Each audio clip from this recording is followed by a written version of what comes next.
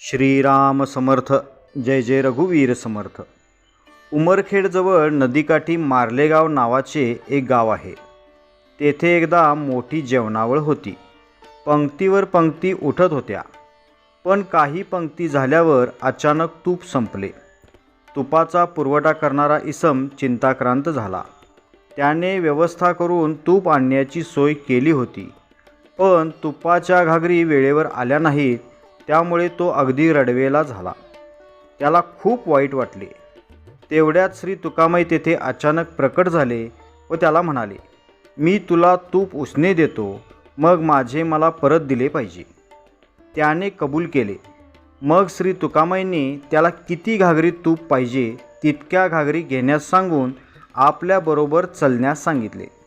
तो तूप पुरविणारा मक्तेदार त्यांच्या मागून मुकाट्याने रिकाम्या घागरी घेऊन चालू लागला. श्री तुकामाई त्याला घेऊन नदीवर आले. त्याला त्यांनी सर्व घागरी नदीच्या पाण्याने भरण्यास सांगितले. त्यांनी त्या सर्व घागरी पाण्याने भरल्या व त्यांच्यापुढे आणून ठेवल्या. श्री तुकामाईंनी त्याच्यावर आपली छाटी झाकली व 2-3 मिनिटांनी काढली. घागरीतील पाण्याचे शुद्ध लोणकडी तूप झाले होते. तो तूप पुरविणारा इसम आनंदाने तुपाच्या घागरी घेऊन गेला. जेवणावळ यथासांग चांगल्या रीतीने पार पडली.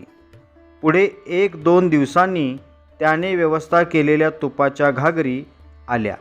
तेव्हा श्री तुकामाईंनी त्या तुपाच्या घागरीतील तूप परत नदीत रिचवले. असे होते तुकामाईंचे योग सामर्थ्य. श्रीराम समर्थ. जय जय रघुवीर समर्थ. श्री अनंतकोटी ब्रह्मांड नायक राजाधिराज सच्चिदानंद सद्गुरु श्री ब्रह्मचैतन्य महाराज की जय. श्री ब्रह्मानंद महाराज की जय. जय जय रघुवीर समर्थ. श्रीराम समर्थ.